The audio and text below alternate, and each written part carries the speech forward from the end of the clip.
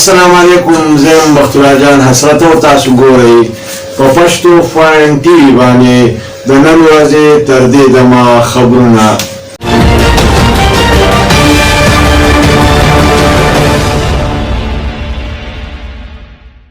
د ټولو اول سر خبرونه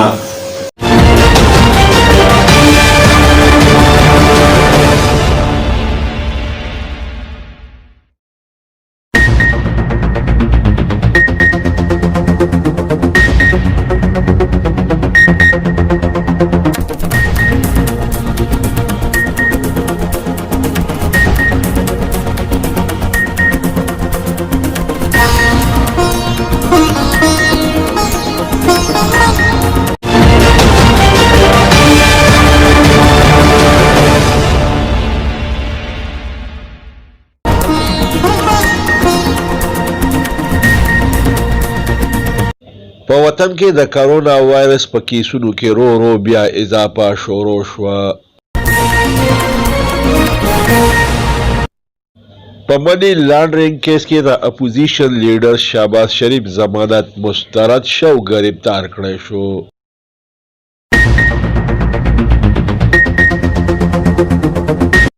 وزیر اعظم عمران خان په مومندو کې د باجوړ او مومندو شاهرا په باقاعده توګه افتتاح وکړه.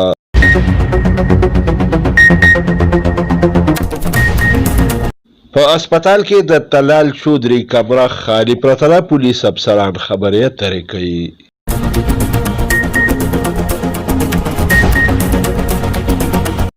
په جنگي مشغولو کې د روس او چین عیسا اخیستونکو پوځي افسرانو سره وفاقي وزیر دفاع پرویز خټک ملاقات وکړ. تصویر یې ورسره ویستو.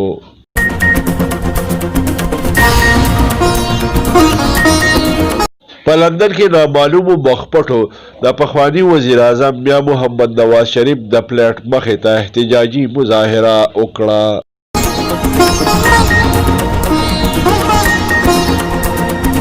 د جمهوریت اسلامي مرکزی امیر سینیټر سراج الحق په کراچۍ کې حقوقي کراچۍ کانفرنس ته وینا وکړه. د ارمینیا او اذربایجان په جنگ کې ترکی د اذربایجان سره د ملګرتیا اعلان وکړ.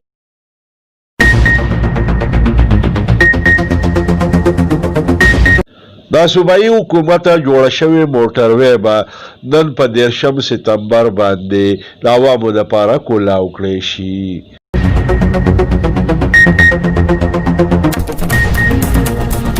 د قومي اسمبلی سپیکر اسد قیصر په ثوابۍ کې کنونشن ته وینا وکړه.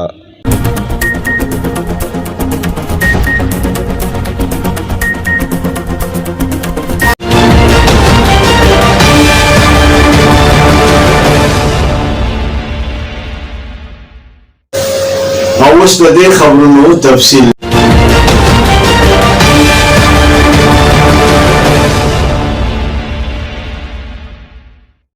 د اطلاعاتو مطابق د ملک په مختلفو حصو کې د کرونا وایرس نوي کیسونه مخې ته راغلي. دینه دا خبره واضح کیږي په ملک کې د کرونا وایرس په کیسونو کې رو اضافه کیږي. په منی لانډرینګ کیس کې د اپوزیشن لیډر شهباز شریف ضمانت مسترد کړی شو او د گرفتار کړی شو. بلې خواته اپوزیشن لیډر شهباز شریف وی چې د په خوله باندې حکومت تالا لګول غواړي. د زیاته کړې ده کنه به په سونو کاله باندې زړه شین کې خدای وی عادلې کرپشن برابرۍ ثابت نه کړی شي. وزیر اعظم عمران خان د خیبر پختونخوا دوره وکړه. په مومندو کې د مومندو او باجوړ شاهرا افتتاح وکړه. په دې موقع باندې د سره وزیر اعلی او گورنر خیبر پختونخوا هم موجود وو. وزیر اعظم عمران خان ویلي دی چې په الارچ اسپیټال کې باندې نوې سرجیکل بلاک جوړولې شي.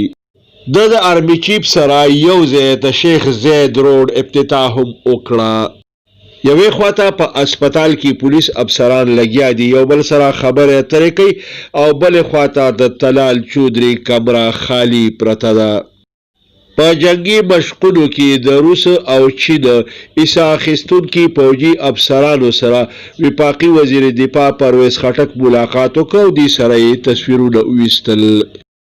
د اطلاعاتو مطابق په لندن کې څه پټمخو کسانو د پخواني وزیر اعظم میا محمد نواز شریف د پلیټ مخکې احتجاجي مظاهره وکړه دی پلیکارډ یې اوچتې کړې وې د جمهوریت اسلامي مرکزي امیر سینیټر سراج الحق په کراچۍ کې د حقوق کراچۍ کانفرنس ته په شاهراه قائد اعظم باندې وینا وکړه د را رسیدونکو خبرونو مطابق د قومي اسمبلی سپیکر اسد قیصر په صوابۍ کې یو کنونشن ته وینا وکړه د اطلاعاتو مطابق د صوبایي حکومت جوړه شوې موټروي به نن د عوامو دپاره کلاو کړی شي دغه واحده موټروي دا کومه چې صوبایي حکومت مکمل کړې ده د بین الاقوامي خبر رسانو ایجنسو د خبرونو مطابق د ارمینیا او آذربایجان په جنگ کې د ترکی صدر طیب اردوان د آذربایجان د حمایت په باقاعده توګه باندې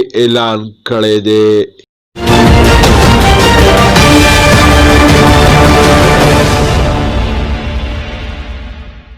دسه د نن ورځې خبرونه پای ته رسي خاد او آباد اوسئ د لوی الله په امان